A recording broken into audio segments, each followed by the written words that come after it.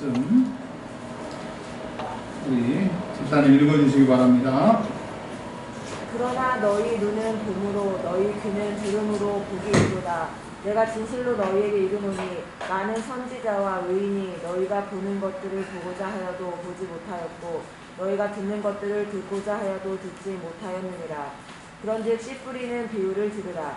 아무나 천국 말씀을 듣고 깨닫지 못할 때는 악한 자가 와서 그 마음에 뿌려진 것을 빼앗나니 이는 곧 길가에 뿌려진 자요 돌밭에 뿌려졌다는 것은 말씀을 듣고 즉시 기쁨으로 받되 그 속에 뿌리가 없어 잠시 견디다가 말씀으로 말미암아 환난이나 박해가 일어날 때에는 곧 넘어지는 자요 다시 떨기에 뿌려졌다는 것은 말씀을 들으나 세상의 염려와 재물의 유혹에 말씀이 막혀 결실하지 못하는 자요 좋은 땅에 뿌려졌다는 것은 말씀을 듣고 깨닫는 자니 결실하여 어떤 것은 100배, 어떤 것은 60배, 어떤 것은 30배가 되느니라 하시더라. 아멘. 기도합니다. 하나님 감사합니다. 주의 백성들을 모으시고 주의 말씀을 선포하는 귀한 시간을 허락하심을 감사합니다. 주의 종과 우리 사랑하는 성도들이 주 예수님의 사랑의 메시지, 우리 아버지의 구원의 메시지를 들을 수 있는 이 시간 되게 하시고 죽어가는 육체가 살게 하시고 죽어가는 신앙이 살게 하시고 우리의 참된 주님을 바라보는 믿음이 생기게 하여 주시옵소서. 말씀을 들을 때 우리의 영혼이 탄식하는 우리의 영혼의 탄식도 깨달아 하나님의 사랑을 느끼는 귀한 시간 되게 하여 주시옵소서. 우리 구 예수 그리스도의 이름으로 기도합니다. 아멘. 오늘 하나님의 말씀의 제목을 신앙의 적이라고 하는 제목으로 말씀을 전거하겠습니다. 다른 말로 말하면 신앙의 적은 내성입니다. 내성. 내성은 잘 아시다시피 어떠한 특별한 약물이나 특별한 약재를 계속 우리 몸에 주입을 하게 되면 결국은 우리 몸에 그 약재가 그 약물이 더 이상 반응하지 않게 되는 즉 죽은 상태가 되어버리는 것을 내성이라고 합니다. 우리가 예수님을 믿고 신앙생활하는데 우리도 모르게 신앙의 내성이 생겨서 이게 우리의 신앙의 큰 적이라고 하는 제목으로 말씀을 진도하도록 하겠습니다. 마태복음 13장에 보면 예수님께서 네 가지 씨 뿌리는 비유에 대해서 말씀하고 계십니다. 그리고 예수님께서 제자들에게 16절에 네 가지 비유에 대해서 설명을 하고 계세요. 해석을 해주고 계십니다. 예수님이 이렇게 해석하고 설명하고 계시는데 신천지나 또 구원파나 이 씨 뿌리는 비유가 그 사람들에게 굉장히 중요합니다. 엉터리같이 해석을 해요. 그러면 사람들이 그것을 듣고 그럴듯하게 생각하는데 아니 16절부터 23절에 예수님이 이렇게 비유에 대해서 설명을 해주셨는데 왜 이상한 소리를 하는지 모르겠어요. 여러분 혹시 누가 마태복음 13장의 비유에 있는 얘기를 할 때 16절부터 23절에 있는 해석하고 다르면 그냥 더 이상 말을 하지 마세요. 왜냐하면 우리는 예수님을 믿습니다. 왜 예수님을 믿느냐? 그분을 믿어야 구원이고 그분이 우리의 생사 여타를 쥐고 있기 때문에 그분만이 진리라고 하는 것을 우리가 다시 한번 고백합니다. 예수님이 이렇게 말씀하십니다. 이 씨 뿌리는 비유는 13장 1절에 보면 그날에 예수께서 집에서 나가사 바다에 앉으심에 큰 무리가 그들에게 모이거든. 그러니까 예수님의 제자와 또 큰 무리, 많은 큰 무리라고 하는 것은 수를 셀 수 없을 정도로 한 눈에 보면 꽉 차가지고 사람으로 덮여있는 그런 많은 수를 놓고 예수님이 비유를 가르쳐 주셨습니다. 그리고 제자들이 그 비유에 대해서 물어봤어요. 제자들도 모르겠고 듣는 사람들도 명확하게 잘 몰라서 예수님이 그 제자들에게 설명해 주시는 내용입니다. 뭐라고 말씀하시냐면 너희의 눈의 역할은 보는 것이죠. 그 다음에 너희의 귀는 듣는 것입니다. 그런데 예수님이 이 땅에 오시기 전에 사람들이 하나님의 말씀을 보지도 못하고 하나님의 말씀을 들어도 깨닫지 못하는 눈과 귀가 제 기능을 하지 못했어요. 그러니까 제대로 못 보고 제대로 깨닫지 못하니까 하나님의 선지자들이 와서 그렇게 하나님의 말씀을 전해도 뭔 소린지를 모르고 그냥 죄를 짓고 있는 겁니다. 그래서 하나님이 이 세상을 이처럼 사랑하셔서 그 말씀이신, 그리고 우리가 보게 되고 들어야 될 핵심이신 예수님이 이 땅에 오심으로 이렇게 말씀하신 거예요. 너희가 지금 봤지 않느냐? 너희가 들었지 않느냐? 누구를? 예수를. 그 예수가 복음이고 그 예수가 하나님의 메시지이기 때문에 너희가 너희 시대에 내가 오고 내가 너희 시대에 온 것, 너희가 나를 만난 게 복이라고 말씀하셨어요. 그러면서 17절에 선지자는 많은 이스라엘의 선지자가 있지만 구약에 4명의 대선지자, 그 다음에 12명의 소선지자, 그 다음에 엘리야, 엘리사 하는 선지자들이 있는데, 구약의 복음을 말할 때 율법과 선지자라고 얘기하는 것처럼 구약 시대를 말하고, 그 구약 시대에 하나님의 말씀을 듣고 하나님의 말씀대로 살려고 하는 사람들을 의인이라고 예수님이 얘기를 한 거예요. 그래서 구약에 많은 사람들이 보고 듣고 했어도 보지 못하고 듣지 못했대요. 근데 그 보고 싶고 듣고 싶은 예수가 너희에게 왔기 때문에 너희가 복이 있다. 여러분, 우리가 옛날에 태어나지 않고 지금 성경이 다 기록되고 우리가 그 하나님의 말씀을 듣기만 해도 알 수 있는 이 시대에 산 것이 어떻게 보면 더 감사한 거예요. 예수님의 제자들과 예수님이 살았던 시대 사람들은 성경이 없기 때문에 예수님이 뭘 얘기하는지 깨닫기가 어렵다고 하는 거예요. 그래서 여러분, 지금 내가 21세기에 예수 믿는 것을 감사하시길 바랍니다. 자, 그런데 예수님이 이제 이렇게 말씀하셨어요.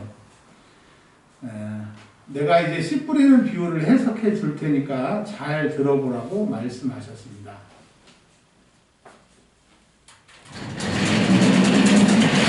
자, 근데 보이실지 모르겠어요. 오늘은 칠판이 꼭 필요해서요.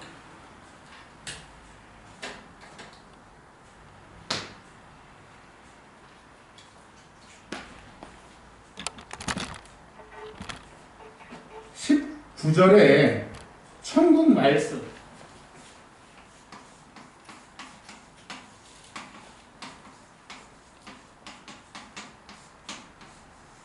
그러니까 여기서 씨를 뿌리고 있는데 그 씨가 뭐라는 거죠? 말씀. 천국은 하나님을 말하는 겁니다. 그러니까 지금 마태복음 13장은 하나님의 말씀, 즉 성경을 읽을 때 그 성경이 눈으로 보는, 읽혀지는 성경이 하나님의 말씀이고, 또 주의 종을 통해서 선포되는 하나님의 말씀, 내 귀에 들리는 그 하나님의 말씀, 그리고 또 내가 기도하는 중에 또 말씀을 듣는 중에 직접 하나님이 나에게 말씀하시는 이 하나님의 말씀이 씨라고 하는 거예요. 그러니까 여러분, 사람이, 중국 말에 이런 말이 있습니다. 중국 사람들은 음식을 하늘이라고 생각하거든요. 우리에게는 우리가 하나님의 말씀이 씨예요. 다른 말로 말하면 양식이라고 하는 거죠. 건강한 사람, 건강해질 사람, 성령 충만할 사람, 신앙생활 잘하고 싶을 사람, 천국 갈 사람, 다 어디에 결정이 되느냐? 말씀의 들음에 있는 거예요. 여러분, 씨가 많은 사람이 수학을 많이 하는 것처럼 말씀을 많이 읽고 말씀을 많이 듣고 하나님이 나에게 직접 말씀하시는 사람이 복이 있다고 하는 거예요. 복을 다른 말로 말하면 부자라고 하는 거예요. 여러분, 많은 사람들이 동시간에 지금 예배를 드리고 있어요. 또 많은 주의종들이 하나님의 말씀을 선포하고 있어요. 그 자리에 있는 게 복이고 그 말씀을 듣는 것도 복이지만, 그러나 오늘 말씀은 듣고, 19절에 듣고 깨달지 못할 때는, 그러니까 듣는 것, 예배 드리는 것도 중요하지만 중요한 것은 듣고 깨달아야 되는 거예요. 그런데 우리에게는 들을 마음이 없는 사람들이 있어요.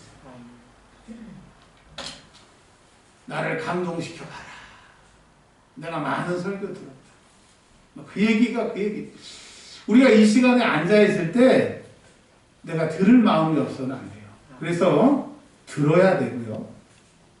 두 번째는 듣고 끝나는 것이 아니라 깨달아야 된다라고 말씀을 하고 계십니다. 그런데 수많은 예수님의 말씀하실 때도 그랬고 수많은 설교나 수많은 사람이 성경을 읽을 때 네 종류의 사람이 있다라고 오늘 성경은 얘기를 하고 있어요. 하나는 우리가 아는 것처럼 길가, 그 다음에 돌박, 세 번째로는요 가시, 떨기, 그 다음에 옥토가 있다. 이제 요거를 표시를 해놓고요. 마태복음 16장 21절로 한번 가보겠습니다. 마태복음 16장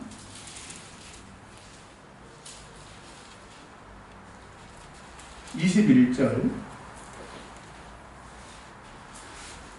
예수님이 십자가에 죽으시기 전에 세 번 이제 제자들에게 십자가에 죽으실 것을 말씀하시는 이야기가 나옵니다. 마태복음 16장 21절에 이때로부터 예수 그리스도께서 자기가 예루살렘에 올라가 장로들과 대제사장들과 서기관들에게 많은 고난을 받고 죽임을 당하고 제3일에 살아나야 할 것을 제자들에게 비로소 나타내십니다. 그러니까 예수님이 3년 4개월 동안 침묵하셨다가 이제 죽음에 일주일 남겨놓고 예수님이 드디어 내가 이제 십자가에 죽는다고 말씀을 하셨습니다. 그런데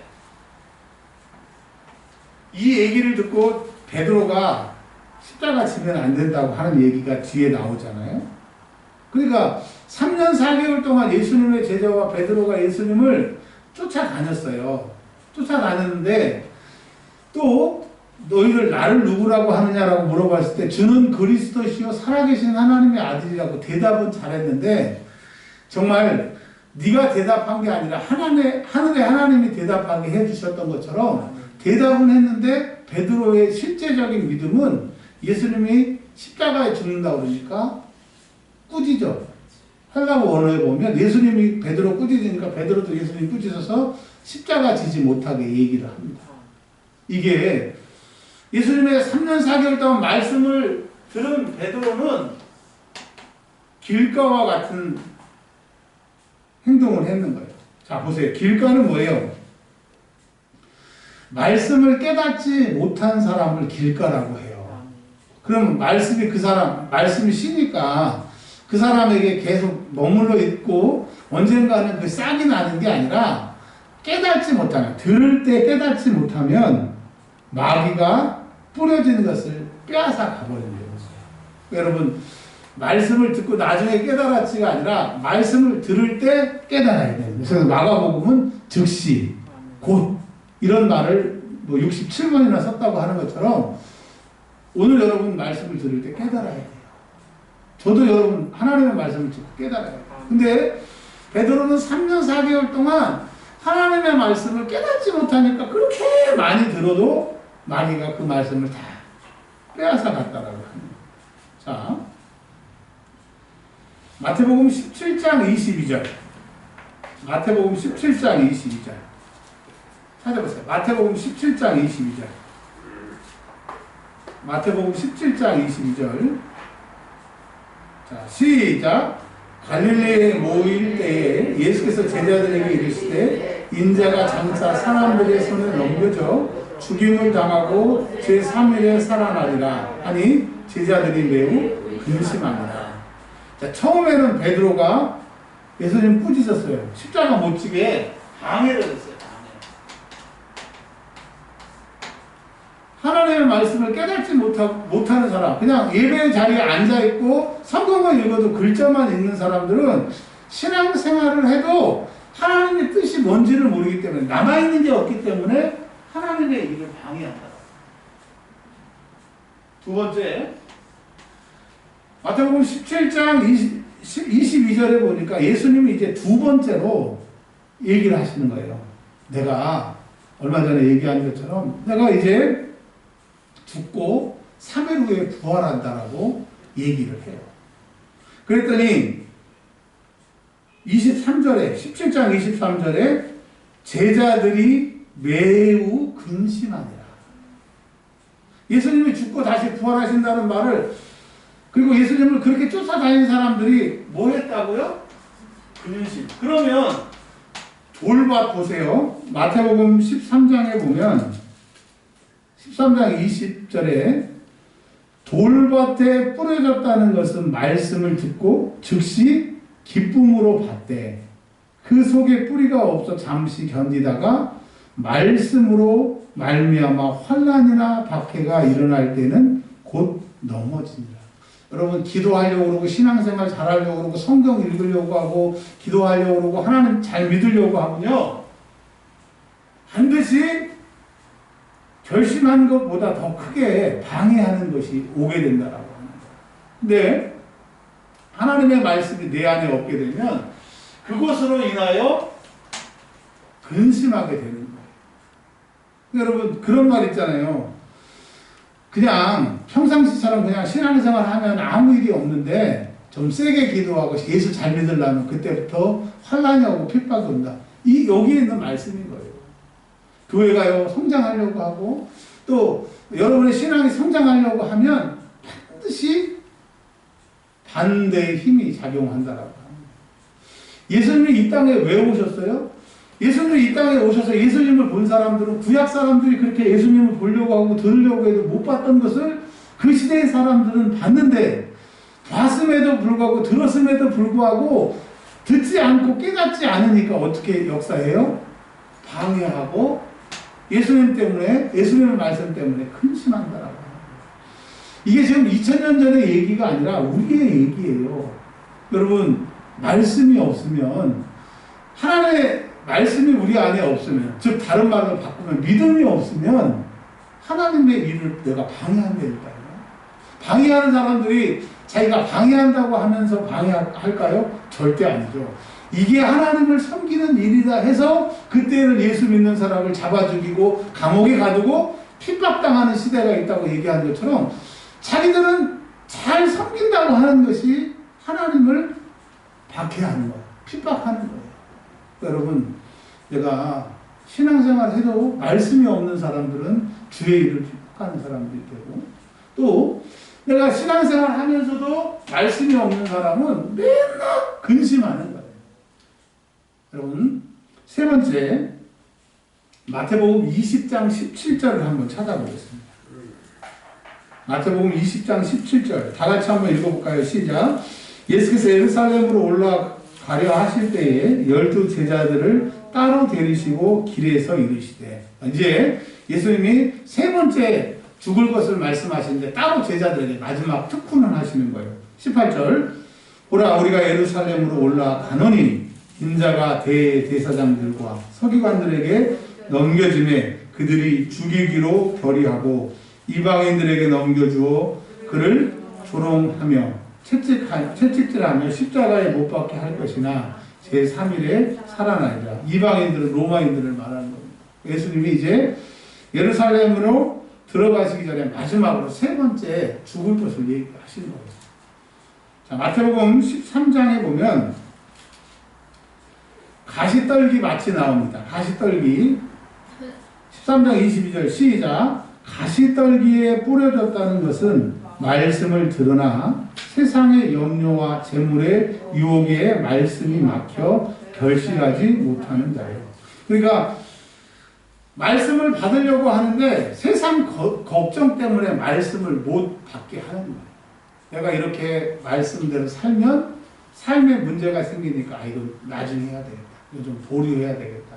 그러니까 일단 말씀을 순종하는 것이 아니라 내 삶에 손해가 오면 일단 말씀을 중지시키는 거예요. 하나님은 어떤 사람을 쓰시느냐? 상황이 말이 안 돼도 하나님의 말씀에 순종하는 사람을 쓰세요. 참 제가 신대원 다니면서 느끼고 이제 목회하면서 느끼는 게 뭐냐면, 저분이 목회 잘할 수 있을까? 했던 분을 하나님이 크게 쓰시고, 똑똑한 사람, 야, 저 사람은 큰 목회할 거야. 그런 사람들은 빛을 못 보여. 그 이유가 뭐예요? 우리는 부족한 것에 포커스를 두고 똑똑한 것에 포커스를 두지만 하나님은 순종하는 사람, 상황이 말이 안 돼도 그 말씀에 순종하는 사람을 쓰시더라고요. 목회 잘하는 것은 순종 잘하는 거예요. 신앙생활 잘하는 것은 순종 잘하는 거예요. 근데 우리는 상황에 무너지고 상황 때문에 말씀을 무시하고 말씀을 기다리라고 하잖아요. 자, 그런데 마태복음 20장 17절에 보면 예수님이 이 얘기를 하시고 제자들은 아무 행동, 어떠한 것도 얘기하는 것이 안 나와 있어요. 예수님이 그냥 말씀하시고 제자들의 반응은 기록이 되지 않는데 이것을 뭘 말씀하시느냐? 하나님이 말씀하셔도 그거에 대해서 내 상황 때문에 말씀을 보류하는 사람들은 더 이상 아무 말도 아무 일도 일어나지 않는다라고 합니다.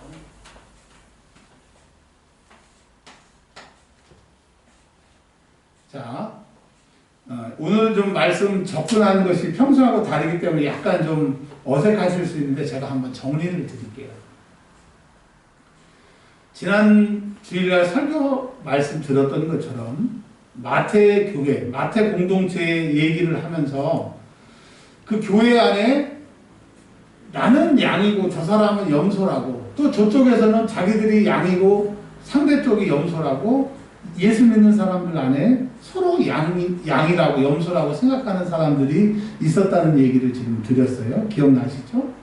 자, 두 번째, 하나님의 말씀을 내가 들으면서 신앙생활 하면서 나는 항상 옥토라고 생각을 하는데 신앙생활 잘하는 양이라고 생각하는데 성경은 네 결과를 좀 보자. 네 삶이 여러분 결과라고 해서 꼭 물질적인 것만 한정시키지 마시고요. 물론 물질적인 것도 포함이 됩니다. 그리고 내 현실을 가지고 내가 인생이 끝났다고 생각하지 마시고 내 미래도 좀 포함이 되는 거예요. 그러니까 종합적으로 봐야 되는데 여하튼 물질이나 뭐 삶이 확 바뀌지 않아도 내 믿음의 상태를 먼저 점검을 하시는 거예요. 어떤 사람은 자기가 옥토인 줄 알아요. 근데 30배, 60배, 100배의 결실이 없어요. 그냥 옛날에 믿었던 거하고 그대로. 아니, 그 믿음보다 더 이렇게 더 믿음이 줄어들었어. 신앙의 연조만 깊어졌어. 그래서 뭔 얘기만 하면 내가 예수 몇 년 전부터 믿었는 줄 알아? 내가 예수 지금 몇십 년째 믿는 줄 알아? 연수를 자랑하는데 경건의 모양은 있으나 경건의 능력이 없는 사람들이라고 하는 거예요. 내가 하나님의 말씀이 내 안에 뿌려졌고 내가 말씀대로 산다고 하면 분명히 30배, 분명히 60배, 분명히 100배의 결실을 얻는다. 어떤 사람은 물질로도 그렇게 얻을 수 있고 내 신앙이 여러분 왜 주일날 예배 나올 때 왜 이렇게 슬프고 괴롭고 그냥 기쁜 마음으로 빨리 예배 드리려고 하지 못하는 이런 안타까움이 저도 있고 여러분도 있잖아요. 이게 정상이 아니에요. 왜? 말씀을 즉시 깨닫지 못하고 말씀이 내 안에 없으니까 그냥 옛날에 했던 그대로 그냥 지난주에 왔으니까 이번 주 와야 돼. 예배 드려야 돼. 이런 생각으로 오니까 여러분 내 안에 능력이 안 나타나는 거예요. 내가 말씀을 깨닫지 못하면 방해하는 사람이 되거나 말씀대로 살려고 해서 근심하게 되거나 아니면 말씀 잠깐 멈추세요. 내 상황이 이러니까 하면 하나님하고 나하고 상관이 없다라고 하는 겁니다. 자, 그러면 이제까지 뭘 말씀을 드리려고 하냐면요. 이 말씀을 드리려고 여기까지 왔어요. 예수님을 쫓아다녔던 제자들이 헛쫓아다녔다고 생각하지 않아요. 그걸 어떻게 알 수 있느냐? 사도행전에 가서 보면 예수님을 위해서 제자들 한 사람만 빼놓고 가룟 유다 말고 11명에서 12명, 마띠아까지 12명 중에 요한만 빼놓고 전부 목 잘라 죽고 십자가에 못 박혀 죽고 톱으로 펴서 죽고 가죽 벗겨서 죽고 기름에 튀겨서 죽고 그 제자들이 바뀌더라고요. 사도행전에서. 물론 회당장 야이로의 딸이 살아났어요. 나인성 과부의 아들이 살아났어요. 나사로가 살아났어요. 많은 사람들이 기적을 봤어요. 아멘. 그 사람 중에 예수님을 쫓은 사람도 몇이 있었지만 결국 예수님의 말씀대로 죽은 사람들은 예수님의 제자들이라고 했거든요. 그래서 우리가 말씀을 듣고 신앙생활하고 신앙의 연조가 더덥다는 것이 아니라 분명히 중요해요. 아멘. 정말 중요합니다. 근데 그 제자들 베드로가 예수님을 제대로 고백했다라고 했는데 그게 이제 사기인 게 드러나게 됩니다. 마태복음 26장 69절. 제자들이 3번 예수님 부인했어요. 3번 다 그 말씀이 무슨 말씀인지 몰랐어요. 물론 주는 그리스도시요 살아계신 하나님의 아들입니다라고 대답은 떡두꺼비같이 잘했는데 그게 사기인 게 드러납니다. 여러분, 저와 여러분의 신앙이 베드로처럼 그럴듯하게 대답하고 신앙생활 잘하는 것 같아도 결국은 심판대 앞에, 결국은 예수님의 빛 앞에 그렇지 않은 사람과 신앙을 사기하는 사람들이 드러난다고 합니다. 우리 주영자매님께서 26장 69절부터 75절까지 크게 읽어주시기 바랍니다. 베드로가 바깥들에 앉았더니 한 여종이 나와 이르되 너도 갈릴리 사람 예수와 함께 있었도다 하거늘 베드로가 모든 사람 앞에서 부인하여 이르되 내가 무슨 말을 하는지 알지 못하겠노라 하며. 잠깐만요. 여종이 그랬어요. 너 예수 제자지? 베드로가 물습니다. 나 예수 몰라. 주는 그리스도시여 살아계신 하나님의 아들이라고 고백했던 그가 나 예수 모른대요. 여러분, 건강의 어려움, 물질의 어려움, 삶의 어려움 때문에 예수를 모른다고 부인할 때가 있다라고 합니다. 말씀이 없습니다. 말씀을 깨닫지 못하면 내가 신앙생활 잘하는 것 같아도 결정적인 순간에 우리가 이룰 수 있다는 거예요. 자, 71절부터 읽어주십니다. 안무까지 나아가니 다른 여종이 그를 보고 거기 있는 사람들에게 말하되 이 사람은 나사렛 예수와 함께 있었도다 하며 베드로가 맹세하고 또 부인하여 이르되 나는 그 사람을 알지 못하노라 하더라. 자, 여기까지요. 베드로가 두 번째 다른 여종이 너 예수의 제자지. 그러니까 이렇게 말합니다. 맹세. 절대로 내가 하나님 앞에 맹세하는데 절대로 나는 아니야. 주는 그리스도 살아계신 하나님이라고 베드로가 고백했던 것처럼 우리가 고백해. 예수님은 좋으신 분 중 하나님은 그런 분이라고 우리는 고백해요. 그러나 결정적인 순간에 맹세하면서 나 예수 모른다고. 왜 베드로가 그래요? 3년 4개월 동안 그렇게 들었는데 왜 그래요? 말씀의 씨가 없었기 때문에. 말씀의 씨를 거부했거나 말씀의 씨가 떨어졌을 때 세상과 타협해서 너라고 잠깐 멈추라고 했을 때 그는 3년 4개월 동안 헛쫓아다 되는 거예요. 73절부터 읽어주세요. 조금 후에 곁에 섰던 사람들이 나와 베드로에게 이르되 너도 진실로 그 도당이라 내 말소리가 너를 품명한다 하거늘 그가 저주하며 맹세하여 이르되 나는 그 사람은 알지 못하노라 하니 곧 닭이 울더라. 이에 베드로가 예수의 말씀에 닭 울기 전에 네가 3번 나를 부인하리라 하심이 생각나서 밖에 나가서 심히 통곡하니라. 아멘. 자, 우리 한글 성경에서 보면 조금 이해가 부족한데 74절에 보면 그가 저주하며 맹세하되 누구를 저주했을까요? 너 그렇게 얘기했으니까 너 예수님을 저주했다는 표현이에요. 이 히브리어 아니 헬라어의 원문에 보면 베드로가 예수님을 저주하는 거예요. 그리고 맹세합니다. 난 그 사람을 모른다. 여러분, 우리가 신앙생활 지금까지 하고 왔는데 정말 수많은 시간 동안 그 어마어마한 시간 동안 주님만 바라보고 왔는데 수많은 시간 말씀을 많이 들었는데 그 말씀이 나에게 없으면 이런 사람이 될 수 있다라고. 여기서 오늘 설교 말씀이 끝나면 참 슬프죠. 그러나 성경은 능력의 복음이요 살아있는 말씀이기 때문에 이제 역전이 시작이 됩니다. 아멘. 마태복음 28장 17절의 말씀을 제가 읽어드립니다. 예수님 부활하셨습니다. 제자들을 모으셨어요. 다른 복음서에 보면 500명이 지금 그 현장에 있습니다. 아멘. 28장 17절에 예수를 배웠고 부활하신 예수를 500명이 봤습니다. 경배 하나. 아멘. 아직도 의심하는 사람들이 있어요. 우와, 저 사람 진짜 부활한 예수 맞아? 그 옛날에 3일 전에 죽었던 그 예수 맞아? 이렇게 의심하더라고요. 도대체 예수님의 말씀을 3년 4개월 동안 듣고 예수님이 죽었다 살아났는데도 예수님이 그렇게 쫓아다녔으면서도 말씀을 그렇게 들었으면서도 의심하더라고요. 저의 모습이에요. 여러분의 모습이에요. 그러나 우리가 신앙생활에 한 것이 의미가 없거나 더럽다 그런 얘기가 아니에요. 뭐가 우리에게 문제냐? 이렇게 말씀하십니다.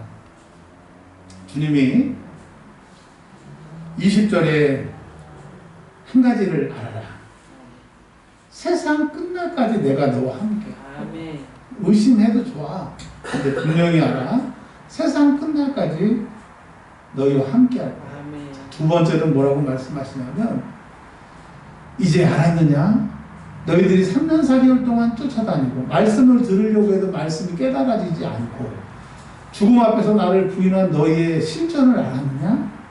그럼 너희에게 내가 세상 끝날까지 너희와 함께 할 건데 두 번째, 이제 그렇게 살지 말고 바뀌어야 되지 않겠니?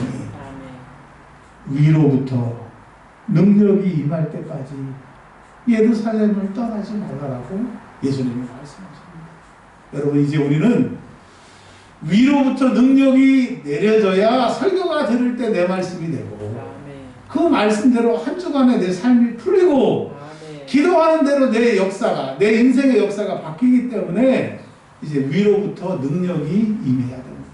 근데 그 능력이 임할 때까지 예루살렘을 떠나지 말라. 즉 지금으로 말하면 기도의 예루살렘, 교회의 예루살렘, 하나님이 하실 거라고 하는 간절한 소원의 예루살렘을 떠나지 말고 위로부터 내리신 능력을 기다리세요. 여러분, 우리가 이렇게 연약하고 보잘것없어도 위로부터 능력이 내릴 겁니다. 여러분, 그 능력을 받으시기를 바랍니다. 그래서 이제 사도행전 2장에 보시면요, 신납니다. 사도행전 2장에 보시면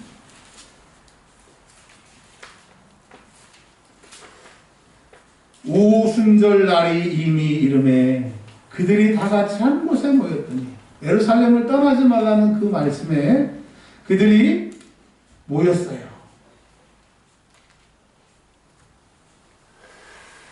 오순절이라고 하는 것은 예수님 이 땅에 40일 계시고 또 승천하신 10일 합쳐서 50일 때 성령이 내리셨는데, 이것은 뭐예요? 위에서 내리시는 성령은 주시기를 약속했기 때문에 우리에게 임하는 그 시점이 있다라고 하는 거예요. 여기는 오순절이지만 여러분에게는 여러분의 오순절이 있어요.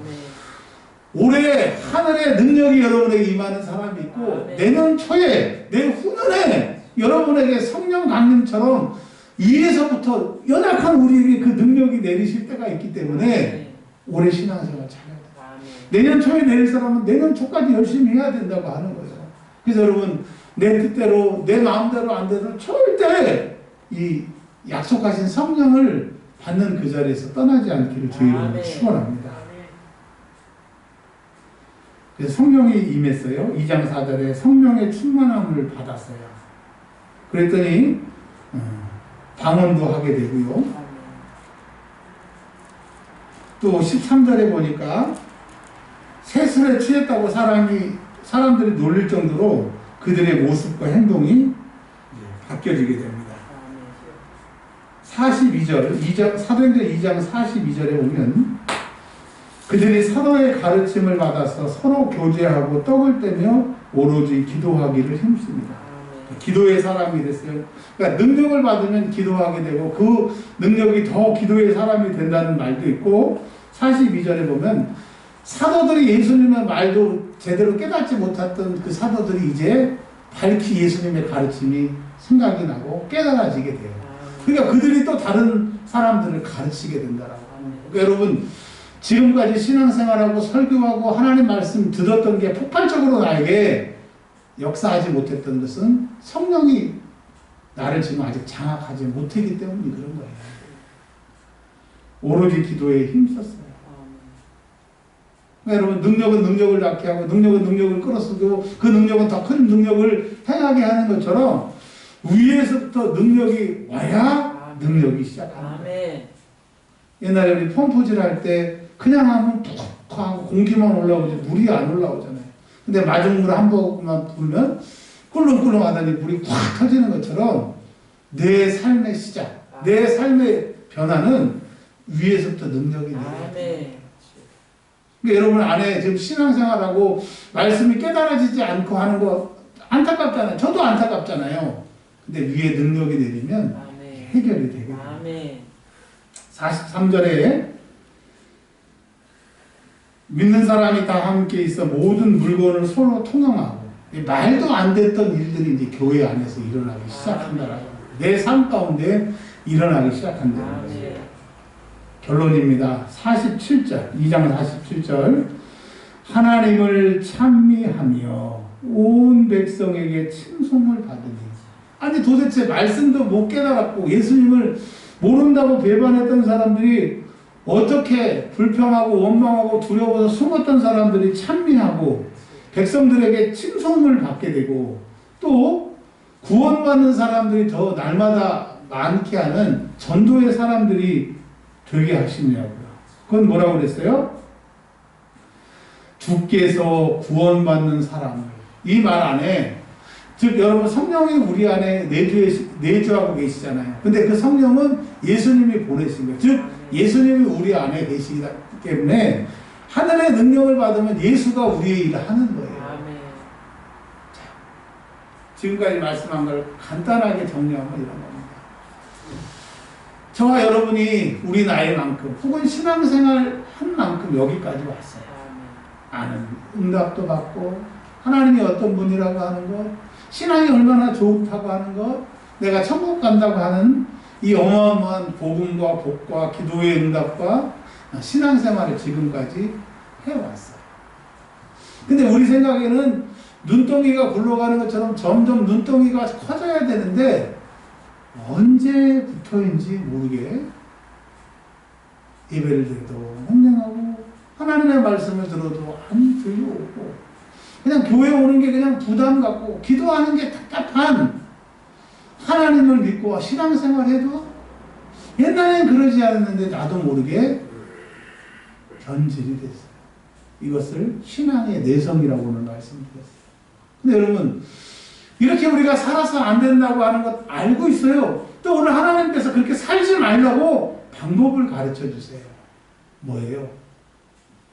위에서부터 능력이 내립니다. 아멘. 이건 내린다고 약속했으니까 무조건 누구든지 내려 받아. 아멘. 근데 받을 때까지 그 자리에 있어요. 아멘. 여러분 남은 인생을 역전시키려면 올해 이 예배의 자리, 은혜의 자리에 여러분을 박아놓으세요. 그냥. 아멘. 말뚝 박듯이 박아놓고 계시면 그 능력이 여러분의 삶을 변화시킬 거예요. 아멘.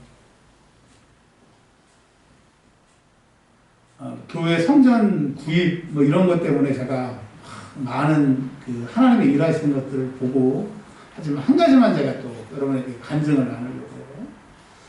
지난주에 그 외부에서 전에도 예배에 가끔 오셨던 집사님이 이 가까운 교회에 계시는 집사님이 오셨어요. 오셔서 어제 예배를 드리고 가셨는데 그분이 우리하고 전혀 상관도 없잖아요.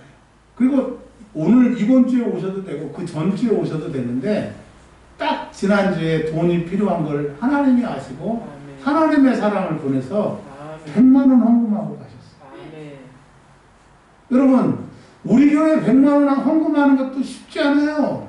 물론 우리 교회는 그런 분들이 많이 계시지만 그분하고 뭐하고 제가 좀 아는 사이지만 지금 누가 우리 교회를 이끌고 계시는 거예요? 아멘. 그래서 오늘 이 말씀을 준비했고 이렇게 우리 고백했으면 좋겠어요. 우리가 신앙생활 한 연륜 그거 무시할 수 없어요. 그거 의미 없다라고 하는 건 아닙니다. 근데 뭔가 우리가 확실하게 변화하려고 하면 위에서부터 능력이 내려야 됩니다. 그 능력이 있을 때까지 여러분 이 자리에 은혜의 자리에 머무세요. 그러면 그분이 약속하신 그날에 우리에게 능력이 임하면 그분의 능력이 우리를 장악하시고 그분이 일하실 거예요. 그러니까 여러분 제발 신앙에 타성에 젖지 말고 그분이 내게 임하신다고 하시는 그 약속을 믿고 이 은혜의 자리를 사수하시길 주의 이름으로 축원합니다. 여기 낙동강처럼 최후의 보루입니다. 여기서 밀리면 완전히 공산당 되는 거고 여기서 버텼더니 어떻게 돼요? 유엔군이 인천 상륙작전 해가지고 우리나라를 회복된 것처럼 이 은혜의 자리를 사수하면 회복의 역사가 있을 줄 믿습니다. 아멘. 우리 소리내어서 기도했으면 좋겠어요. 한 3분만 오늘 기도합니다. 49분인데 52분까지 우리 교회 성전을 위해서 기도해 주시고 또 여러분 타성해졌지 않는 신앙생활을 위해서 기도합니다. 하나님 감사합니다. 하나님 감사합니다. 예수를 믿게 하시고 지금까지 오게 하신 것 감사합니다. 내가 지금 신앙에 타성에 젖었고 변화받는 삶이 아닐지라도 내가 걱정했는데 주님이 오늘 말씀하십니다. 너에게 위로부터 성령이 내려 그 성령을 받으면 돼. 그 성령이 너를 장악하실 거야. 말씀해 주시니 감사합니다. 은혜의 자리, 성경 읽는 자리, 기도의 자리에 주님 이 자리를 사수하겠습니다. 낙동강 전선처럼 여기에서 밀리면 이제 내 신앙은 다 해하고 이제 믿음의 사람이 될 수 없고 말씀을 깨닫지 못합니다. 그러나 하나님 이 자리에 버티면 이 자리를 사수하면 성령이 너를 장악하시고 성령의 능력으로 타성에서 벗어나고 능력의 사람이 될 줄 믿습니다.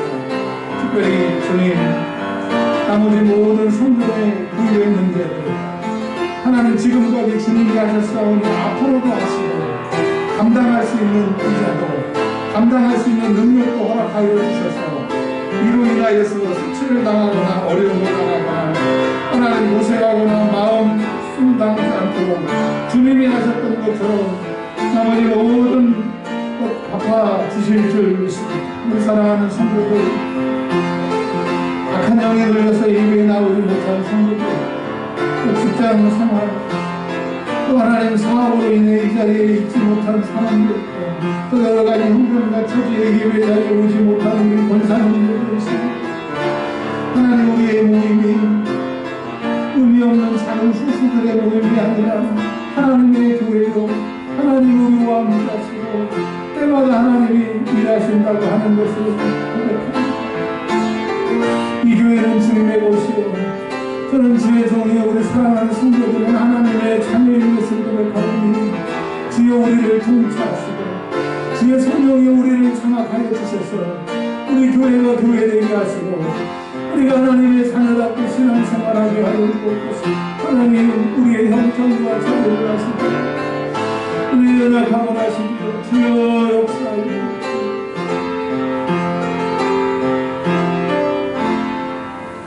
하나님 감사합니다. 우리의 연약한 것을 아시고 이제 위로부터 능력이 임할 것이라 말씀하셨사오니 이 자리에서 주의 능력을 받음으로 그 능력이 우리 남은 삶을 충만케 하시는 주의 일하심을 보는 아름다운 우리 사랑하는 성도들 되게 하여 주시고 우리 교회 되게 하여 주옵소서. 지금은 산속에 숨겨진 작은 나무와 같을지라도 이것이 이제 하나님 아버지 울창하여져서 산을 지배하는 큰 나무가 되는 것처럼 우리 교회와 우리 성도들을 그렇게 사용하여 주시옵소서. 우리 구주 예수 그리스도의 이름으로 기도합니다. 아멘. 찬송가 495장입니다.